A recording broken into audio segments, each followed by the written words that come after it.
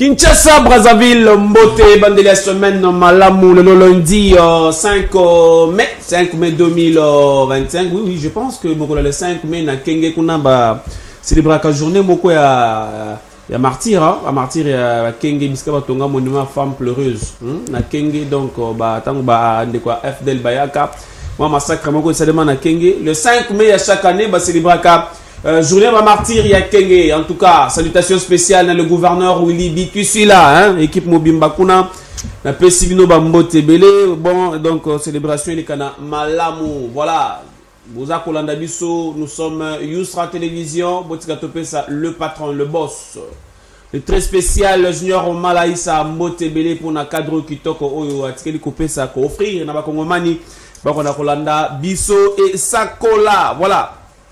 650 na poste na ya Moussala déjà. Merci beaucoup na équipe technique Mobimba Kuneza na kati ya ko gérer biso mukolo mwalelo to moni Mr Drone, héritier Mboula Drone, to puis moi na mboka lisusu Nzuzi. Voilà, Nzuzi les réalisateurs puissants azali pe kuna na machine pour na ko manyola ba bouton mokolo mwalelo kitoko. Plaisir makasi akoyambela mino sur ce plateau ba tisekeniste mi balé mais lelo yo ba komi Oyo Ngambo, ça dont je suis en train de parler. Na banana gauche nangai parce que les alim balana yambo ya plateau awa na télévision na biso Youstra télévision toujours na format ya et Sakola Aran KMB cadre na katia parti politique Union pour la démocratie et le progrès social U2PS parti au pouvoir. Il y a mon amboka Félix Antoine Tshisekedi Tshilombo chef de l'État mais Isaac Okambama actuellement et pas il y a Mwanabouté Augustin Kabouya Chingoma AK47. Tu aimes bien mon amboka Mbote. Merci beaucoup pour l'invitation Nayo. Merci bonjour naba téléspectateurs Nyostru Bazolanda Bisso et puis Mbote mingi na co-débatteur nangai. J'aimerais aussi vous féliciter par rapport à chaîne Kitoko yo. En tout cas, ils auraient correspondre à la norme où que la chaîne est là. Pour la chaîne j'aurais bien voulu que c'est ça qu'Alandango pour Kangango parce que la chaîne a beau en tout cas. Ça faut dire merci. Je remercie aussi le boss Junior. Junior Malaïsa, oui. Junior Malaïsa pour la qualité. Et en tout cas, vous avez tout. C'est ça d'ailleurs l'investissement. C'est ce que le chef de l'État veut. Donc, on doit investir pour la bonheur. Il y a peuple. La qualité à Boye, c'est pas donné à n'importe quelle chaîne. Merci beaucoup. Très bien. De l'autre côté, Tozalaki na semaine où tu koleka, abimisaki bamboli awa, lelo lisusu azongi, to yebite lelo suka ko bimisa nini, bakoni, moto pela kaka, to yebite. Clément Mwanza azali cadre na kati ya Alliance pour le changement, parti cher ya mwana mboka Jean-Marc Kabunda lelo yo boye. Ah, Clément boye sumalamu na plateau na biso. Merci mwana mboka José Mboulaï. Zongi awa po ezali place na biso toyaka place toyako yebisa baemboka nyonso ba vérité na makambo nyonso manyonso ezo lobama na mboka na biso Congo.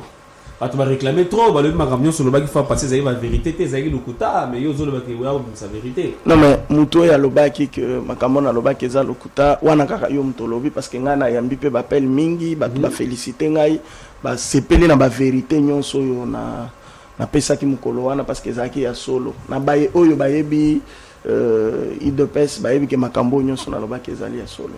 Merci. Tokokota na mozindo ya mayo to développer mukolo mwalelo. Voilà le sujet est bien là, bien écrit. Accord RDC États-Unis. C'est ce que y a Tekimboka Toté. Donc sengeli to na koyandola na mituna wana avec bande komi balé sur ce plateau mais sous thème on a sous sujet moko ya muke o wapi deuxième point. Il y a émission to kolobela polémique vous allez entre Jean-Marc Kabunda et Augustin Kabouya nani ko pesa muninga leçon na bande kwa na mibali Jean-Marc Kabunda au Kotoyo Augustin Kabouya AK47 nani ko pesa muninga leçon.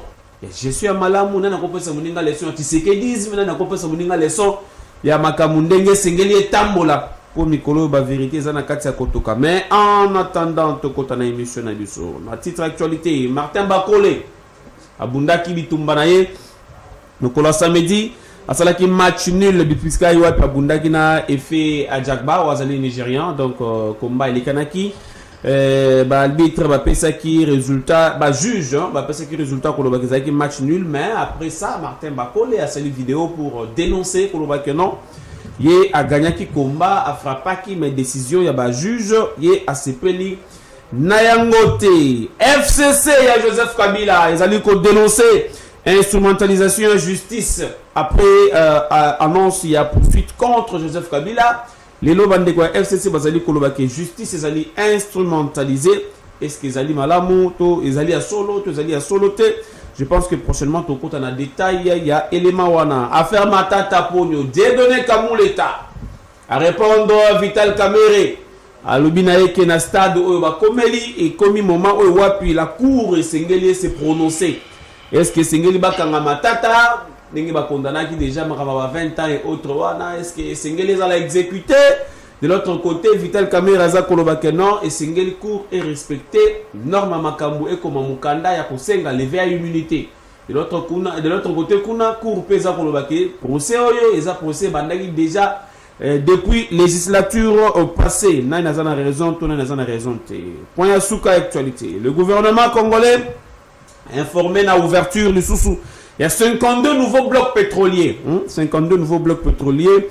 Oyo wapi va explorer qui na katia cuvette centrale en plus de 3 aux Zalaka déjà attribués. Donc 52 nouveaux blocs pétroliers. RDC AA ba biloko bimarambo na biso mais mutune zalaka obemoko pourquoi makambo nyonso bimaka na mboka na biso mais Congo eza kotika la kaka obendenge za boye. Congo eza continue kotika la kaka sima. Très bien.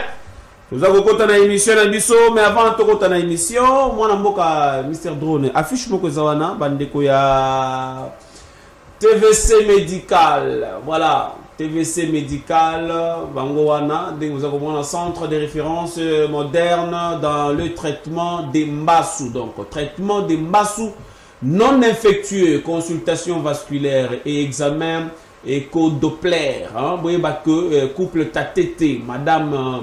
Violette Tatete longona molonga ni na ye le docteur Benjamin Tatete baza déjà na Kinshasa babandaki ba opération oyo baza ko traiter ba mbasu ozana mbasu moko bo inyoko la ko mingi to pe hémorroïde po inyoko la ko makasi tungisaka yo mingi unyoko menango pendant temps mulai yeba ke baza ko sala ba traitement na yango na ndenge babengaka Raffaello tout ou bien nini ndenge to mesana ko benga yango rayon laser voilà. Dans le numéro 77, il y a avenue Kenge, na commune Yangiringiri, na quartier Djomi.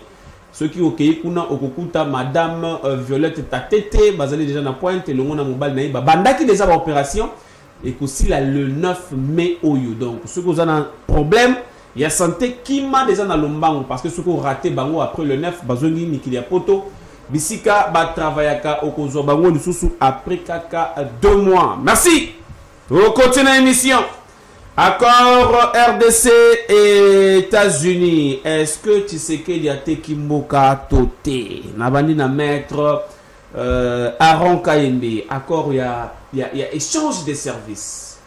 Bah, américain, bah, il y a base militaire na bango na partie est, bah, sécurisé, bah, la biso kimia mpandiwana. Mais en contrepartie, bah, on peut pas quoi minéré. Tu sais qu'il y a Tekimboka Toté? Non, tu sais que de si vous voyez le président de la République, le président de la République fait Tshisekedi dit, lorsque vous le est à côté Kamboka, azan la volonté à Kamboka et puis à côté Salangote. Plutôt, ceux qui a lobby à coopérer avec les Américains, c'est pour le bien-être des Congolais. Pourquoi? Parce que d'abord, tout le monde a que l'armée Nabiso et Outaki Zala, pas Outaki mais Eza très bien infiltré. Et tout ça, on a besoin de réorganiser l'armée Nabiso. Le président de la République est très malin et très sage. Qu'est-ce qu'il a fait? Il a dit que Batouana Ndemutu Basanini, Bazo Tindaka, Bazo Finansaka Batouana pour que Bayako Boma Bayako terroriser Nakata RDC. Alors, américain. Non, occidentaux. Parce que, notamment, on parle aussi des Américains. Tout à fait. Mais lorsqu'on va maintenant officiellement prendre les Américains, se mettre d'accord, pour sécuriser Bisso, mais vous avez pas minérer Bisso, mais il faut la gagnant-gagnant. Le chef de l'État en a parlé plusieurs fois. Qu'il faut la gagnant-gagnant. Donc, vous venez chez nous, je sais pas ce que vous avez la déclaration que sur 15 ans, la RDC va bénéficier de plus de 500 milliards de dollars. À bénéficier de bas secteur. Exactement, dans différents secteurs. Très bien. Dans l'infrastructure, quand on a école, santé, dans le domaine militaire, ainsi de suite. Entre-temps, cela nous permet, pendant que la partie Est de la République anti-Congo est sécurisée, ça nous permet aussi de réorganiser l'armée, de stopper la tuerie, pour la likambo oyo bango, parce que bazaka congolais. Parce que Kagame, Naba Kolit nae mususu, Naba complice nae mususu bazana Kinshasa, baligné makila ba congolais etanga. Alors nous avons dit non. Tolobi non. Le chef de l'État ne peut pas vendre son pays. Le chef de l'État est d'accord. Il est pour le bien-être du peuple congolais. Tala Kagame Marambasali. Kagame a voulu la guerre. Tu sais que Dieu aussi voulait la guerre. Mais on a d'abord privilégié la voie diplomatique. Tala Ye Kagame Azana Mindu qui a Roboma. A continué sur Roboma, sur Okate. A avancer. Diplomatie à chef de l'État est bloqué. Il s'est plié. Asa bloqué pour avancer. Les amis, les gens doutaient que derrière ça, il y avait Joseph Kabila, il y avait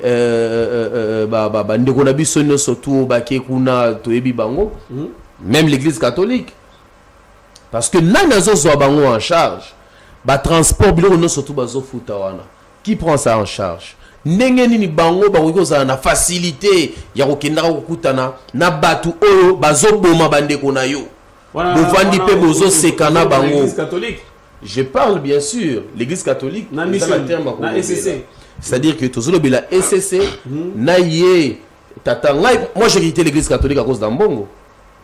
Ah si, parce que très bien, parce que oyo et talibo Christo bâtir la mission sur Christo. Tout le monde est ma solo ya politique na kati ya Christo.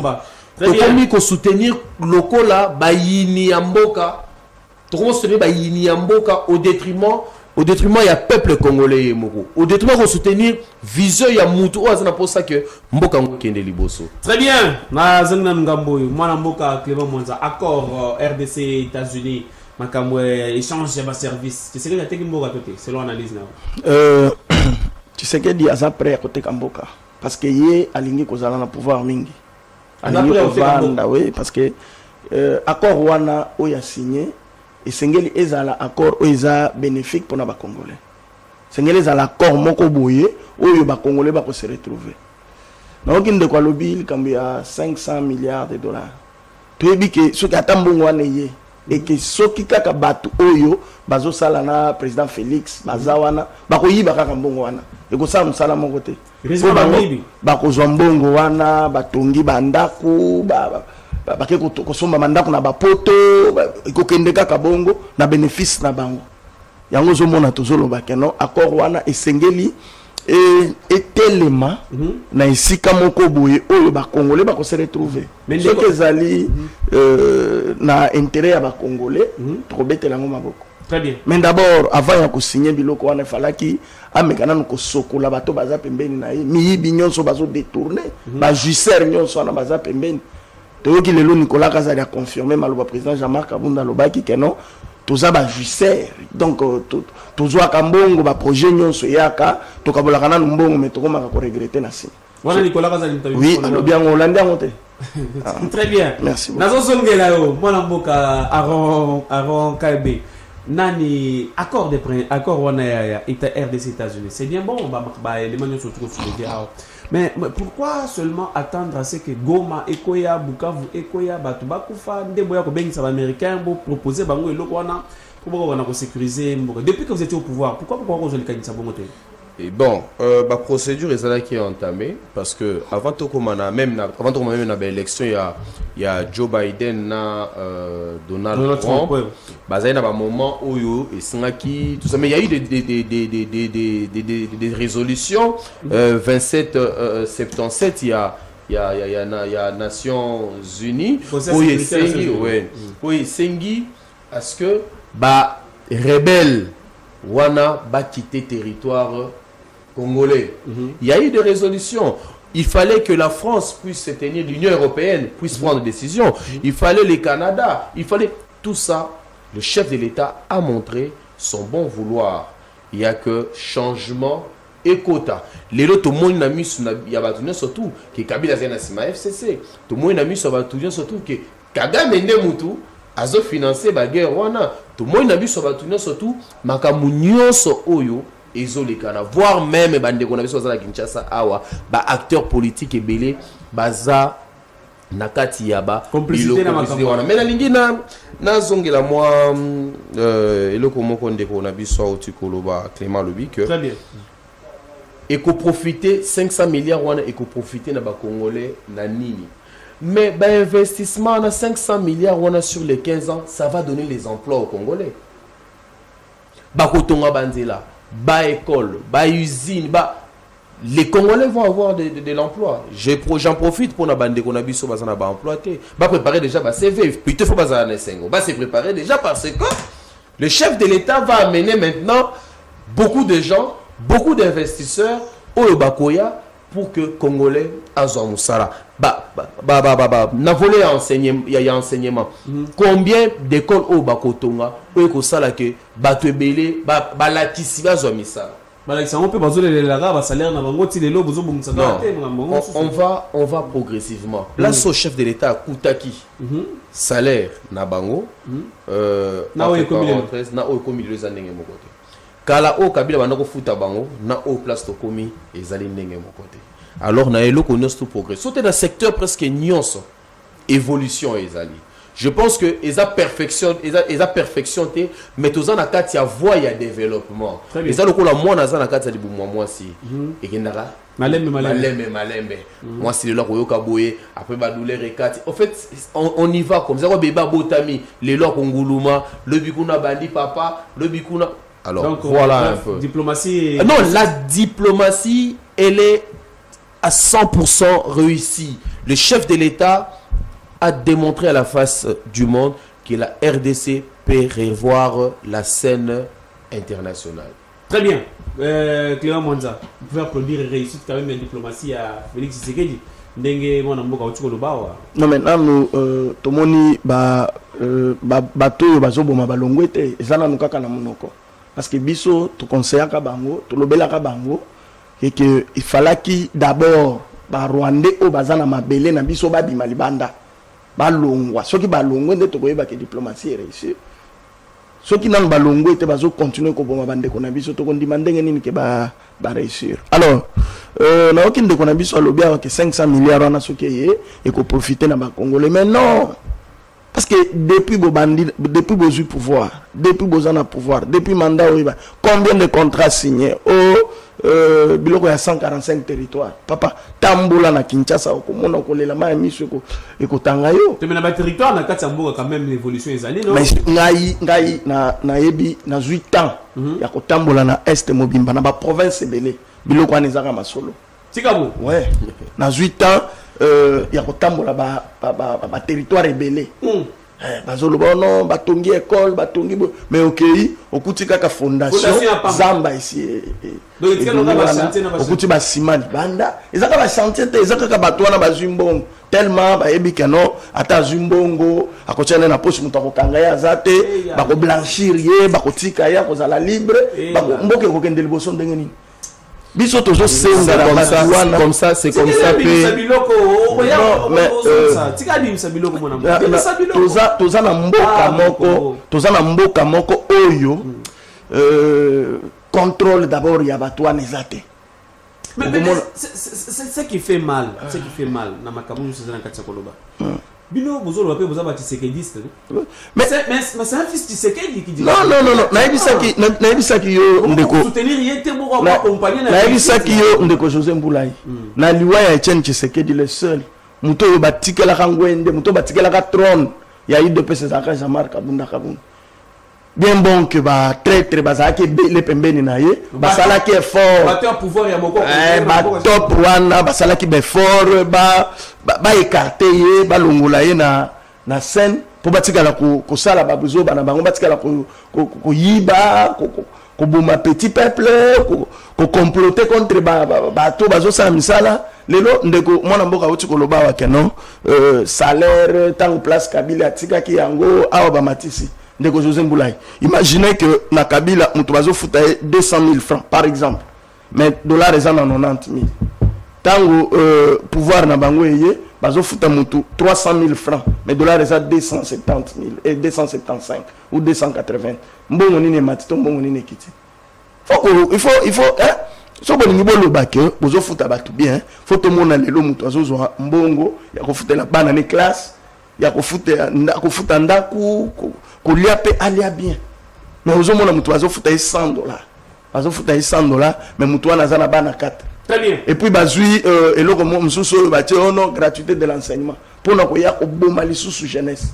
Tala lelo kende na ba place oyo gratuité zali ozokuta bana batondi na classe belé mais kotangisa malonga ezate pona nini parce que bato bazo balakisi wana bafutami bien te au moment où député azofuta mambongo ebele makasi falaki merci mwana mboka bo comprendre mwana mboka Clément Mwanza za kati ko bimisa biloko awa parce que tu éviter deuxième point sur kozala ndenge nini nazonge pana yo maître Clément na pesio 2 minutes au rebondir par rapport à biloko ndeko Clément Otcholoba na koyoka ye a bimisi ba élément ebele a détournement ba muyibi ba mbongo donc depuis que bozawana on dirait nyonso na ko sangisa ngwa le bikeza mbejesi. Bon na ozonga nanu na likambo Otcholoba wana nu yake depuis papa était na kenda bâton de commandement etikala et pas il y a Jama Kabunda Kabunda. Il y a ancien président Nabiso à IDPS, ancien secrétaire Nabiso il y a IDPS, malheureusement que Tobenganae pour son incompétence notoire au sein de notre parti. Et mais boyebi que Tobenganakae. OK. Ouais. Tobenganakae parce que incompétence n'est comme qui notoire. Azalaki azana ba prise de position azali ko privilégier batu moko boye alors que bana ndaku bango moko bazalaki négligé moni kokota pouvoir ne bandeli akomaki na sentiment ya jouissance akomulukana no place nini ko zomwa mosolo atongana no kingabwa akoma adversaire ya Jekoko moni sokotali alandi Jekoko tina loposo akoma kaka lokola Jekoko Mulumba, moi na Kingabwa solo que je salue. Alors bon voilà, je voulais pas entrer dans le débat mais quand même il faut qu'on alors biso UDPS tozali parti oyo et milité pendant longtemps pour que toko ma place oyo tokomi lelo to pronaka ba valeur. Très bien. Jean-Marc Kabunda a fait partie du combat. Asalaki Tanaïe jusqu'à ce que médiocrité et atteindre et puis il est parti à Kekosala Oyaye. Akei na UDPS Yenda Longwe UDPS. Donc idéologie il y a le Sphinx et Tika Nakatia UDPS naba Oyo Bazali Nakatia UDPS. Ba Oyo Bakei Naka ya Kabund. Mais bazala après ya kondima ke bazaba kabundiste. Parce que bah créer bon la bango. Et ça bon il y a non, c'est fini. Parce que les Tshisekedi incarnent des valeurs. Les valeurs que le CG Augustin Kabouya a représenté les lots. C'est ça. Na ko na CG wana na banzi fona évoluer pour na on revient sur un déco abandoloba ndeko na biso Clément bandaki loba awa que le budget de l'État. Lorsqu'on se lobake République démocratique du Congo, Kabila na époque wana abaneko futa batu boye, les lots futa batu boye. Mais tant que Tshisekedi dazu bokondi budget à Congo zaki na combien? Ceux qui ont na mémoire à malam. On était autour de 4 milliards token vers 5 boye. Les lots budget na biso ya mboka komi na combien? Ils ont profité la même. À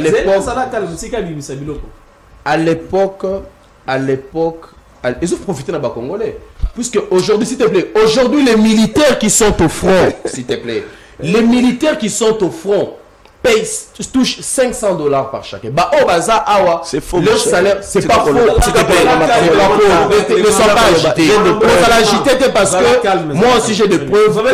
Bah, militaires, j'ai des amis, baza, bah, militaires. Nous avons des combattants qui étaient aussi qui sont devenus des militaires aujourd'hui, baza na ba front bazo bundela mboka. Bazo touché 500 $, bakati même pas 1 franc. Très bien. Oh ce que c'est là qui président na bango, lelo mutazo diriger mbeleye ngwa longo dans bamunga commission. Bon, j'évolue. Alors j'allais dire que budget à l'époque wana ezalaki combien? Ezalaki budget moko ya muke ou ils permettre que mutu azwa salaire ya malonga bozo bosana ke ba détournement moyibi o ezaki na temps passé impunité na temps passé lelo impunité ya niveau modèle wana ezali société makambu lelo e komi changer lelo justice a commis quand même ko traquer batou état des droits et commis IGF le président de la République a zone ici IGF parce que IGF on a ba bomaka yango et zone na contrôle il y a présidence de la République et il y a na contrôle parce qu'à l'époque il y a la finance. Maintenant, ils ont la carte à contrôle la présidence de la République pour nous voir qui gère quoi, bon, qui voit, ceux qui ont yibi, yo bosani que même le président, bien sûr, ceux qui ont yibi, bakangio, ou qu'on pouvait, qui moyibi nayo, qu'on pouvait innocence nayo, na justice. Très bien. Nengemoko, président Jean-Marc Kabound, Azalaki, Yarokanga Mapona. Ba diffamation nae azalaki kolobela mais gloire à Dieu grâce ya grâce présidentielle ba émissaire nae azalaki kotinda auprès du président de la République président de la Bokonzamboka ayoki kolela ya ancien membre de l'UDPS bon azamwana ba indusa qui est en erreur aza petit nangai totianase président de la République a fait grâce présidentielle et ça a yemo côté basali ebele pe babimaki entre autres,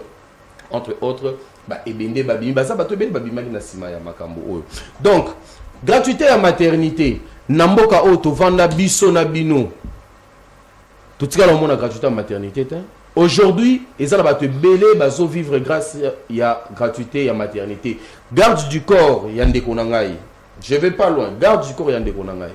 Moi, si nae, nous avons aussi la carte que, Baya Baye Bisae qui est.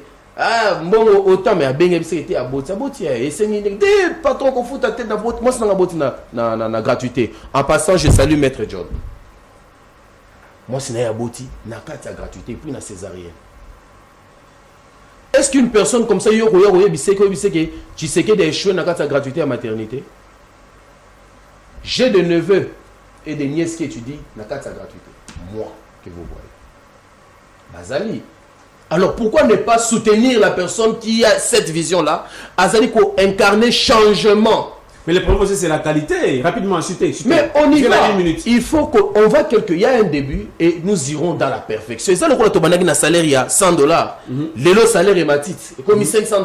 Donc on va progressivement parce que le Congo ne peut pas se transformer en un seul journée. Bah on va se organiser au Lali, au Lamouki, au président de la République, il faut millions de. C'est faux. Il faut mobiliser la recette. Il faut qu'on lande là de façon que bon est bungate. Très bien. Donc vous allez comprendre. Donc je finis pour dire que ne pensez pas que la gestion d'un pays est pareille avec la gestion d'un parti politique. Et ça n'est pas mon côté. Là, on est en train de gérer un État. Nous sommes en train de gérer les vies humaines. Il y a des institutions. Guerre Est et Anwanaye. Combien ils ont Kindekuna? Vous pensez que c'est facile? Ne venez pas à la télé pour nous présenter des discours médiocres contre les gens pour cause sa population. Non. Soutenons le chef de l'État. Parce qu'à un Congolais, ils ont une volonté à servir Mboka. 3 minutes. Dans ce qui m'a cassé.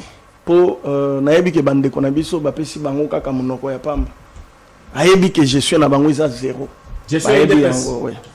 Alors moni nako lobelande ko mona mboka eloko moko ayeba que président Jean-Marc Kabound azana niveau ya bato ya zotangela ngana te ono alande na poso wana za ba fertilité za biloko te muto ako memango ono alanda muto.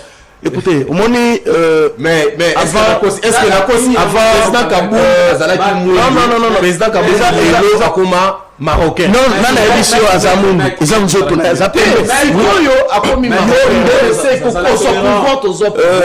Automatiquement comme marocain. Natique Léo Kasselo. Parce que Zango ngana mais yo so Monique Boza batinda rabino ndengeni. Monique Bozo loba ozatana taya kotiki. Tu vas me déconcentrer. Non non, na cause la déconcentrer. Nazo lobela yo parce que na moni ozo ganga pon de déconcentrer nga yo ko déconcentrer ngate.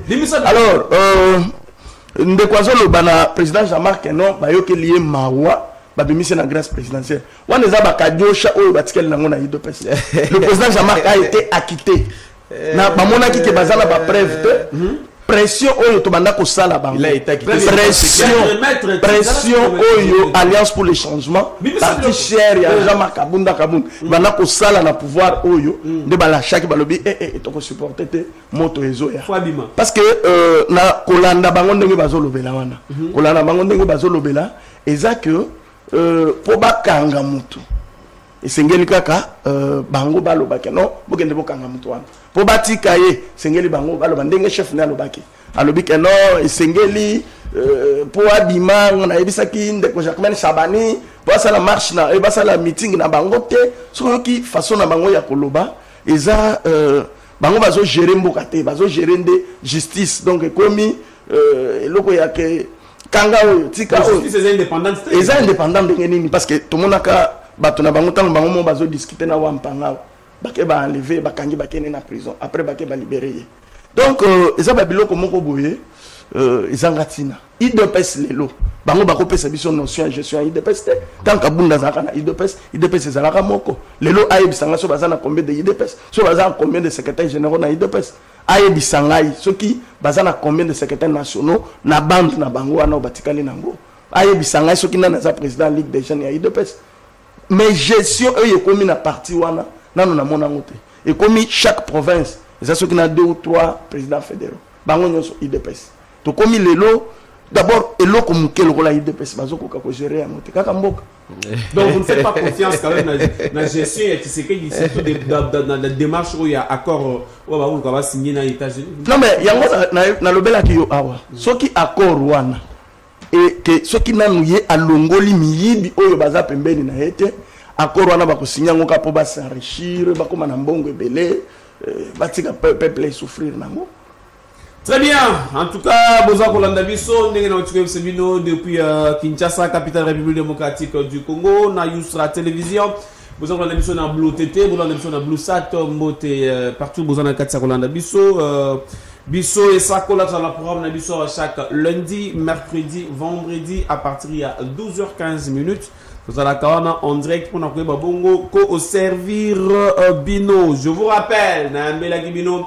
Clément Mwanza, Ouazali cadre na Katia Alliance pour le changement parti cher, il y a mon amboka Jean-Marc Kabunda Kaboun, et puis de l'autre côté, ils allaient mettre Aaron KMB, Azali P cadre P na Katia Ligue des Jeunes, il y a Union pour la démocratie et les progrès sociaux, U2PES parti cher, il y a Augustin Kabouya Chilumba Mwanabute AK47.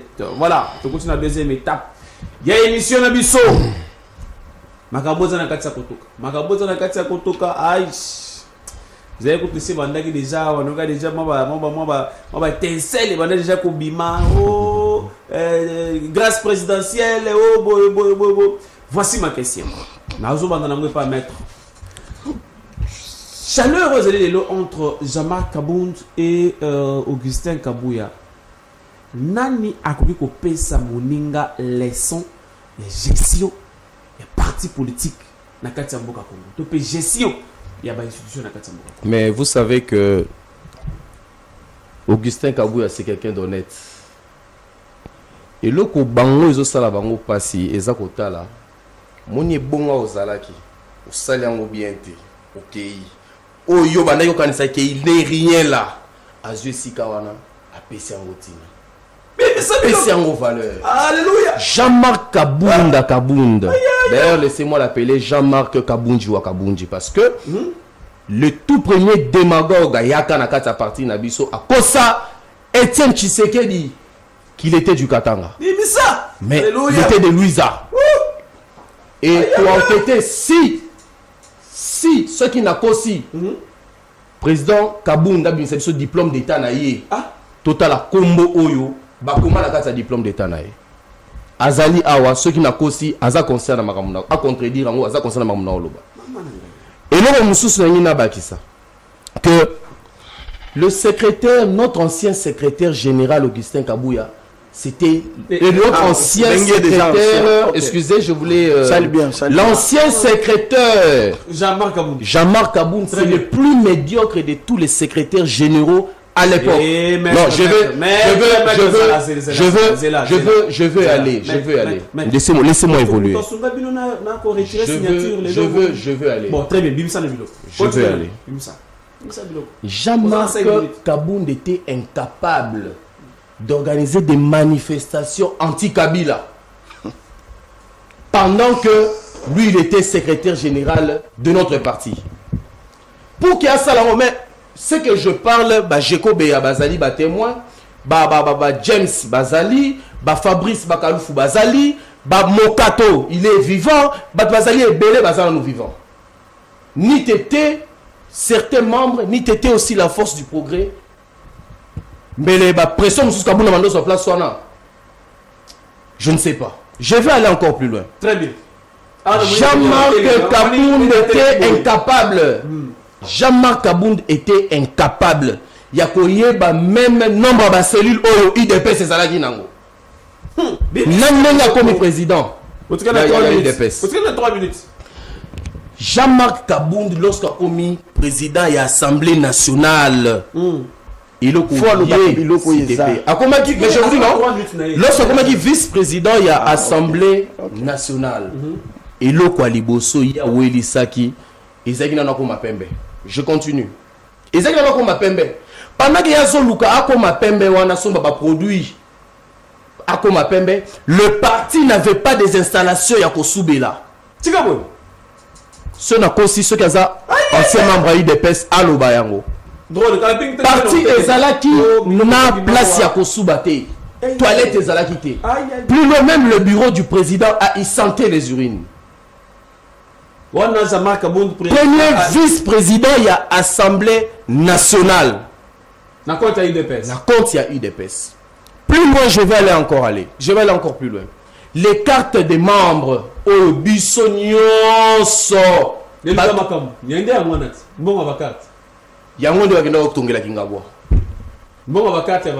Kenda Kosomba ba produit. Pendant que nous sommes wana, je peux encore aller plus loin. Pendant que lui était président de l'Assemblée nationale, il y a vice-président de l'Assemblée nationale, il y a ce contrat qui n'a pas posté, il y a comment il roulage. Il y a comment il roulage, Nanzela, Kobanda Kobongisa, Kolonga, quand tu as compétence naie, à combiner roulage pour que à remplacer PCR, il y a comment il est PCR, c'est bien qu'il y a place, il y a comment il est PCR. On a des combattants, bazana misalati. Tu vois, abandonne le ordre. Non, na Assemblée nationale, na roi sa ordre était ordre royal ça on a balabala. Na kata yi de pes abongisi ordre était. Na kata yi de pes place na yé place oyoba. To yambi to pesier valeur.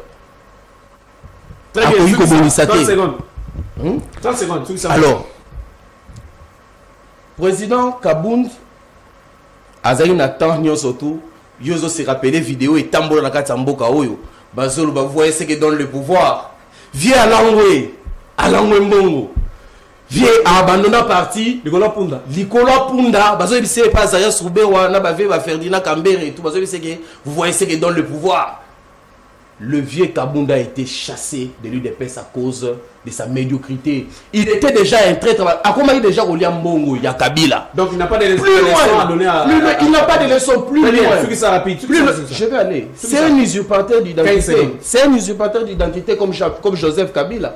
Joseph Kabila, donc il s'appelait Kanambe. Hippolyte Kanambe.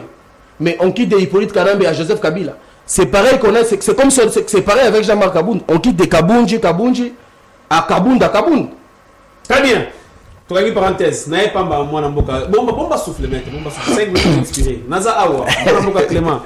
Question est ngaya moyo. N'ayez que vous avez souci makasi. N'amoni comme déjà quand tu as côté les mains. Question est simple.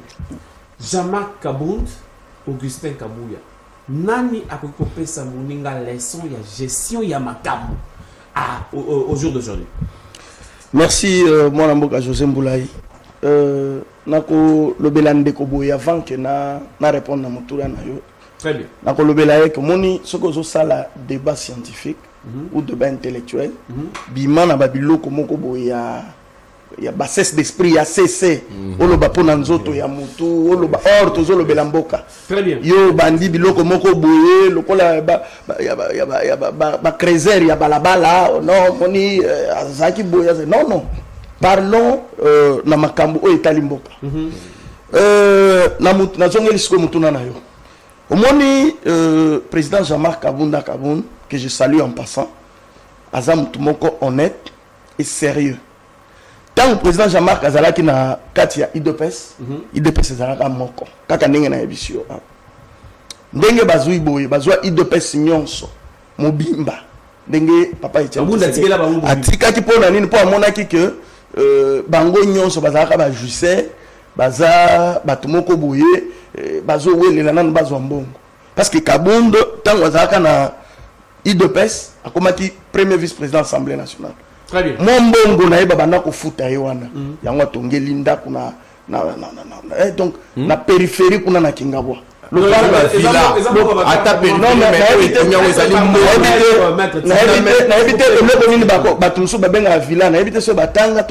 parce que ce que je veux le villa n'a pas étage R+1 et obet sabino mitema or bino a bosa na kati ya koteka ba poste chaque jour ba pesa bino mapan mususu eza wa côté ya bonde kwao tuna ba yebisa yo oyo ba pesa ki ye po akomisa mutu DG eza donc mboka ekomi parti wana eze eloko moko esi ekufa parce que abomi yango lelo babengani ye na parti mais alingi kolongwa na eloko ya bato te lelo azati na bato oyo bazolobela ye bazokata soni te plupart ya bachômeur na kati ya IDPS plupart ya bachômeur na kati ya IDPS mutu wana toyambaki ye bino bokoyamba mutu ndenge nini le président Jean-Marc Kabunda atikala kokosa kombo okote eza bilo moni IDPS eza parti moko boye eza organisé kana balokuta na bakadoshe soko moni biloko nyonso azoloba awa soko landeli ye bien na oyo nyonso azoloba awa okoyoka donc biloko moko terre à terre azana eloko ya malonga te mais biso tozoloba ndenge azoloba alobi ono bambongo ba carte bambongo ya boye or na ndenge tozoloba na yo boye bazalaka na carte te bango wana batikala depuis bazawana asa balobi mbongo ba carte Kabunda mutabemani non mais Kabunda akokende na mbongo ndenge ni natikelaka bango ba compte nyonso biloko nyonso akokende na mbongo awosala ngoni Kabunda gagné bien mbongo na ye na Assemblée nationale lokola congolais. Et puis, tant on moni que bazo se comporter lisusu bien te azu eloko na bango basali dio click na bango moko balobi totika la koboma parti batika so ki président Jean-Marc alongwa kate ambele lelo na ebite so bato linga balobele nini bango baloba no alongwa lelo IDPS ozo mona na toza na combien de IDPS soko ebite toza bango nyonso wana ezakaka IDPS parti au pouvoir parti au pouvoir non mais tozo le la gestion ya parti tozo le parti na biso très bien organisé très bien structuré toza na parti politique pas de militants oh non militant oh bon mona ki wana ezaki nini pour ozo paniquer pour nini ozo paniquer pour nini tika na lobela yo bosolo boza na eloko te ndenge eza wana bofandi na parti mobimba parti présidentiel mobile bazolo belango me bavandi na lopango moko boye ezo tinda solo tisikoyo soko koti kuna ezakaka bitumba chaque jour kotinda ka ba voyou na bango na ba takaka ba parti mususu kotinda ka bango ba panzaka biloko na biso donc mutu ezate biso d'abord avant ton ndima ke bango bazana eloko batikana na koteka ba poste ba pesa ba combattant oyo babundelaki musala biso tozala bango te mais bazana sérieux te mutu normal oyo abundeli parti ti lelo azomela lotoko na coin et puis ayebani que mutu abanda ko bunda boye mutu abanda ko sala boye donc c'est pour te dire que na makambo etali organisation ya parti le président Jean-Marc Kabunda, que je salue encore en passant. Très bien. Tant Wazalaka na IDPS. IDPS c'est Zalaka bien structuré, moko. Et puis, Batobanda Kozwa Misala, moko. Soki tembe tuna Sylvain Moutombo. Sylvain Moutombo Zalaka ministre. Azaki ministre près na Ezalaka président Jean-Marc Ndape pour ayebaki bango tala batu so président Jean-Marc apesa misala mais tala lelo ezaka bakuya batu moko boyo aye na mutu kapesi bapesi poste batu nyonso ya PPRD oyo kutu bazaki ndelelo 30 secondes bazana misala oyo ya IDPS oyo batu batangisela ki makila alors pona ko zongela ye soki alingi aloba yebisa ye aloba na makambo etali organisation. Tout à fait, c'est la parce question. Parce que pour le loba ezangati na ozana argument mon côté. Yebisa ngai soki IDPS lelo nani sa secrétaire général parce que biso nyonso tozo yoka tozo tala eza deo bizibo balola nda secrétaire général. Donc, alors il faut ayebisa ba petit monsieur na ye oyo bazana kati ya parti parce que le seul secrétaire général parti mon ko zana deux secrétaires généraux. Tout à fait, voilà, on a raison. Donc, Essengeli a respecté Deo. Et puis, nous avons ici d'abord Augustin Kabouya, secrétaire général à Zanani. C'est le président Jean-Marc Kabunda. Il faut féliciter. La signature de Kabunda. C'est un combattant. C'est un combattant. Oui ou non? Kabouya a été un combattant, oui ou non? Non, mais Kabouya n'a pas commissaire secrétaire général. C'est moi qui les débat. Bato belé baza lelo ndenge tozabo. Ce qui ça rapidement. Il faut batambolaka bazolanda Kabouya to saobika. Soko to cité bakangi yo. Soko to cité donc pour toi Kabound c'est un modèle. C'est un modèle bayebi baza conscient ndenge zabo na mona zolenga parce que ayebi ke makamna lo beza. On va rebondir pas au faire rebondir 3 minutes na pesio. Biso to bengana Jean-Marc Kabound na kati ya IDPS lorsque tu constatas qu'il y a insuffisance intellectuelle, scientifique et politique. Lorsqu'il fallait qu'on négocie, qu'on partage, il y a un poste entre le FCC et le CACH. Je mérite Nani Penza Nazongi. C'est parce rapidement, vous aurez 3 minutes. Lorsqu'il fallait qu'on partage, il y a un poste entre FCC et CACH. Ouais. L'UDPS, Azaïna ba candidat. L'UDPS Abimisata candidat sénateur Mokoté. Abimisata sénateur Mokoté Nakata parti. Nakata assemblée. Plus loin, je vais maintenant le recadrer. CG Kabouya, depuis qu'a commis CG, c'est l'un des meilleurs CG. Je répète, c'est le meilleur CG depuis la création de notre parti. Depuis l'IDPS, c'est ça IDPS. C'est le meilleur CG. Pourquoi? Abalougi, Kopaluka, il y a fantaisie. Il veut se faire plaisir, au fait. Parce qu'aujourd'hui, l'UDPS a été redynamisé. UDPS, président Kabouya, à ça la tournée dans la province pour la redynamiser UDPS au Kabunda tikala ko sala ngote depuis à kota na kati UDPS na ndenge pe to bengana ye. Très bien. Atikala ko sala lelo ko na te. Kabunda ibaka ta nombre ya ba cellules au Kinshasa za na ngote mais sous Kabouya on sait aujourd'hui que Kinshasa compte à peu près 800 et quelques cellules. Je vais encore, j'ajoute encore. Rapidement, Aujourd'hui, les adhésions sont réelles dans notre parti. Les lots, ils ont contrôlé que moi, on nous tapait ça qui y a adhésion parce que tout c'est un mot à carte. Depuis le départ, on m'a un mot à carte passé à raté. Vous avez un bon adhésion. Non, c'est-à-dire que fiche d'adhésion, nous allons s'adhérer, mais non, comme la procédure, depuis le moment où on a carte à Batou, non, nous avons été bon, Je continue. Aujourd'hui, les combattants sont dans misala. Les jeunes et belés, tous les institutions, c'est grâce à Augustin Kabouya. C'est grâce à Augustin Kabouya. Vous avez Amissi Makutano. Vous avez Diabanza Mouananene. Vous avez, comment on appelle, notre frère ici, Dieu merci Maïbanzi Loi. Balaouni, Simon Kisoto. Mais bien sûr, Emani Dioko, Aza PCA quelque part. Très bien. Emani Dioko, s'il te plaît, laissez-moi. Tu es agité pourquoi? Tu voulais que nous puissions parler. Nazolo Bela Obola Mouya CG Kabouya. Nazolo Bela Obola Mouya CG Kabouya. Baza est belé. Aujourd'hui, Botala Nenge Augustin Kabouya a pesi majorité écrasante au chef de l'État. Est-ce que Kabounda a pesa rango Tshisekedi na élection 2018? A pesa yango? Mais Kabouya a donné une majorité écrasante au chef de l'État. Dans la répartition, il y a un poste au sein du gouvernement. Tu sens qu'il y a de l'équilibre. Bah institution est stable. Mais à l'époque de Kaboun, les Aguinini, l'Assemblée nationale, et Toki. Jali Maboun, na Jama Kaboun, Bazo Bomana. O Jama Kaboun, Namoutou Soko, Songolo, Bazo Kanate. C'était une guerre. Mais aujourd'hui, ce n'est plus ça. Aujourd'hui, les institutions sont stables. Et Augustin Kabouya a joué un grand rôle. Je vais encore avancer. Je voulais aussi ajouter que... Ce qui s'en retire dans une minute. Likambouya, le Belaka, il y a stade des martyrs. Le but est au moins plein, tout ça. Papa, l'UDPS, c'est une très grande machine politique. Ceux qui binomoko, bokoka, pour gérer UDPS, est-ce que parti n'a binomoko pour gérer? Est-ce que dans ce vous attendez des membres? N'a pas parti n'abino. Vous n'avez même pas de membres.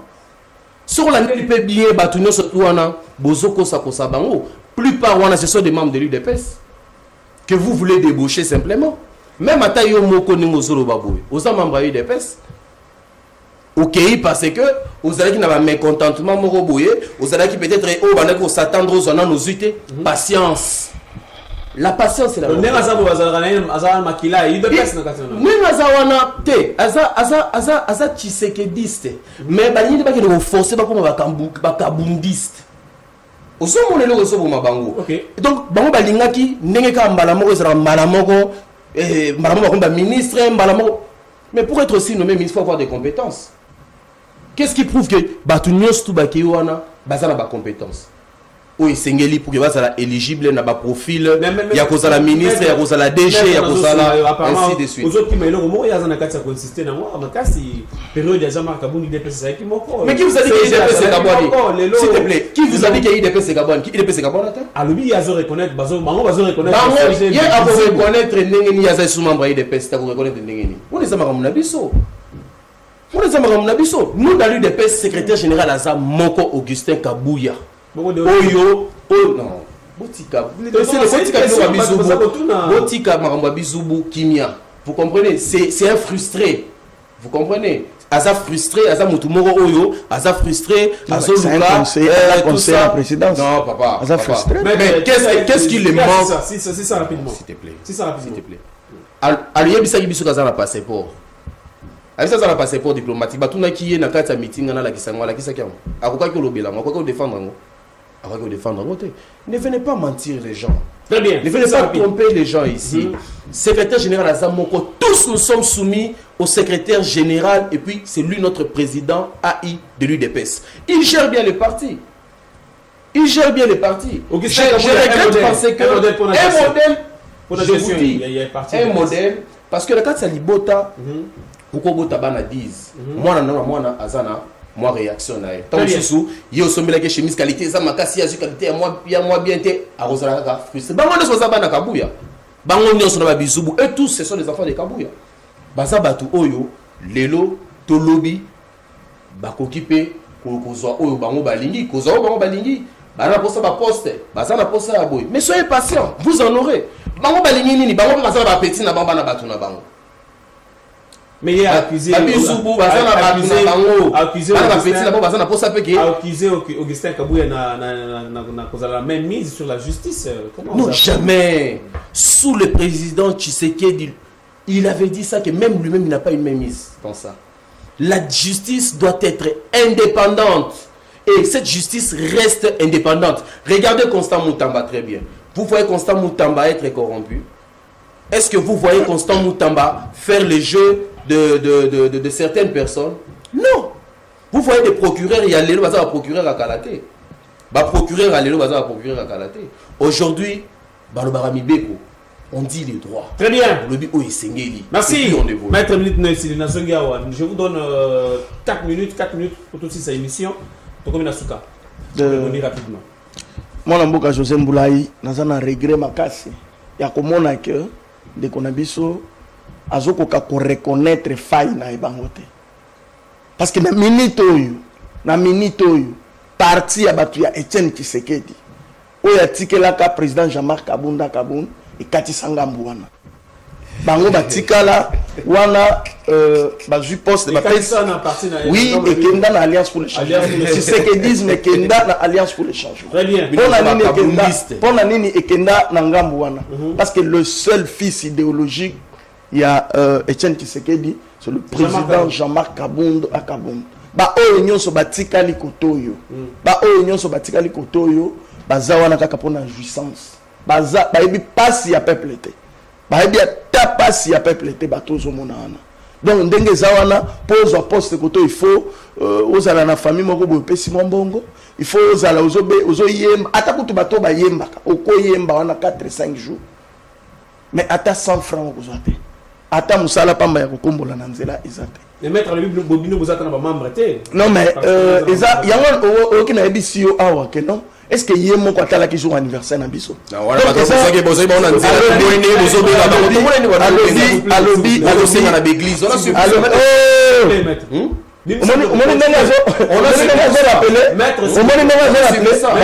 bakendaka Kisangani ndenga alobi ono Augustin Kabuya tamara bakendaka Kisangani babenga Molindo Gilles pona aya apesa bango bandimi biso tozambaje wana te Augustin Kabuya benga Molindo Gilles pour apesa bandimi abandimi wana bakende po ba accompagner il y a eu des personnes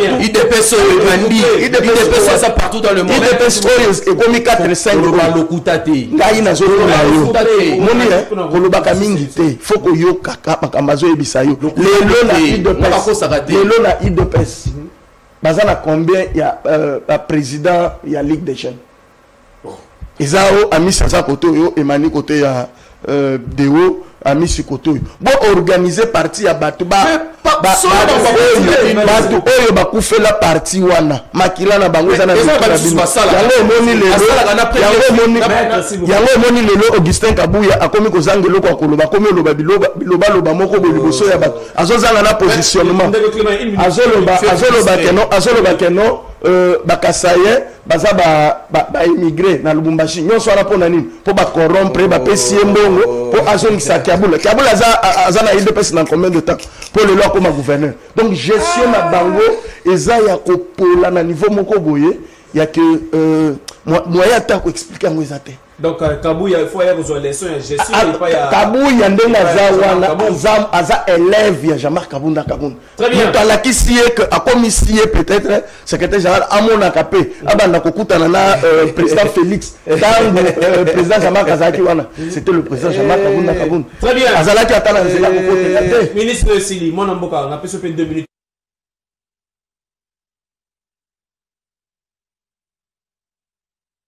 à tout moment. Il veut pédaler, mais ils ont raté. Lorsqu'il dit que Bajuseur, mais Bajuseur a libosso Zaki Banani, président la banque, Yemoro Jusseur y a libosso, Azuka Rabokonzi Boué, Maman Bandi Koboto la Batou Bakare Minier, Abandi Koboto la Batou Bakare Minier, sous comme on dit, na ba trafic d'influence il y a combo ya chef de l'État. Mais ils ne sont pas différents. Ils ne sont pas différents. Bon, moi, je suis frustré. Même Yesoso Talebou, quand tu le vois quand même quand il parle, c'est un frustré. Il est très frustré. C'est pour ça qu'on a Zela et Loco, mais le rôle du comité, c'est comme ça au Moni.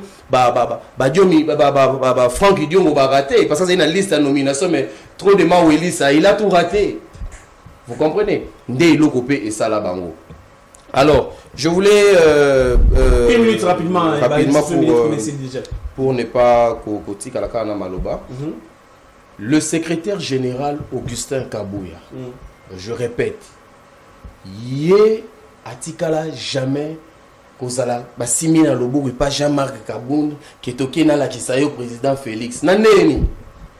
Nandeni, même sur le plan intellectuel, même quand tu regardes comme ça, tu vois, même en parlant, tu vois que Kabound, ce n'est qu'un arrogant. En réalité, le président Kabound a une arrogance. Quand tu le regardes comme ça en parlant, il aime s'imposer et puis l'arrogance en fait. Il y a un moment, même stabilité à l'Assemblée nationale, les alliés qui passent. Très bien, maître. Mais quand tu vois le secrétaire général, Augustin Kabouya, tu sens qu'il vous dit la vérité. Il a l'honnêteté en lui. Pour Nani Bolingi, très bien,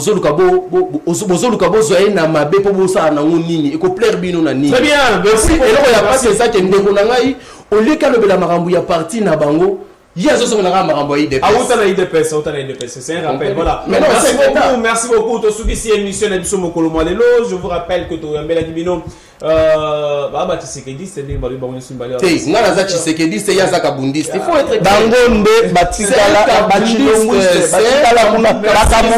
merci beaucoup. Merci Clément Mwanza, cadre dans l'Alliance pour le changement.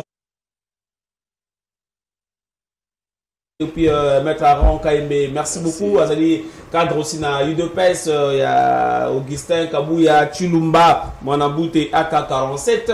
Nyonso tout ça pour le bela sous ces années cassées moko. Augustin Kabouya, Jamar Kaboun, Bozo Maëli Nabino, Bozo Moyebi Nabino, Bosangisango Sikamoko. Venez pour le bien du Congo. Bochango Sikamoko pour le bien du pays. Bochango Sikamoko pour le bien de tout le Congolais. Boluka Maëli Nabino est servir Mboka. Ne nous amenez pas dans les histoires comme ça là. Oh, Nenga Yaka, Alataka chemise boye, Nenga Kutu Azalaka, Ayaka Kutu boye, Yekutu Azalaka, Soki Nani, Soki. Na, et ils ont servi le Congolais dans le côté. Ce que nous voulons, besoin Maëli Nabino, besoin de relation, besoin de savoir, besoin de na service à peuple. Tu as besoin de qui dans la partie est. Jamar Kaboun, il y a une implication dans Kotsa Loboko, Augustin Kabouya, Tchaloboko, qui est dans la partie est. Congolais bénéficier de minéraux na bango. Voilà tout ce que nous voulons. Merci d'être là, merci de nous suivre. Et ça colla, nous pouvons nous rendez-vous mercredi. Mais le beau limbi, c'est bien sûr mon qui est en direct. Donc mercredi à partir de 12h15, nous allons en direct. Vendredi aussi les sous-sous. Zambapé c'est bien Makassi. Nous allons servir Bino. Merci beaucoup à manager Tony. Merci à l'équipe Mobimba, Yusra Télévision, Mister Drone, le réalisateur Nzouzi. Merci à Madame Jémi Mambote, Bissiko Zakolanda Bisso. Voilà. Plaisir, Zalaki Makassi, Yako Yambela Bino. Bilengemi Baleo Bazana Katia Kobunda na Makassi. Prochainement, on a Bino Poto le Bela à venir à jeunesse, parce qu'apparemment, jeunesse, on ne sent pas position. Exactement, d'ailleurs, je déplore ministre et la jeunesse Nabiso. Nanini au monde est le gouvernement Moroté. Et j'invite aussi, il y a que l'autorité Belé. Ba fungola misu akota lisu na kata gouvernement parce que à travers ça la jeunesse et le mokoté à jeune et à mobiliser la jeune armée et le émission est finie, ce qu'on t'a dit mercredi. Ciao.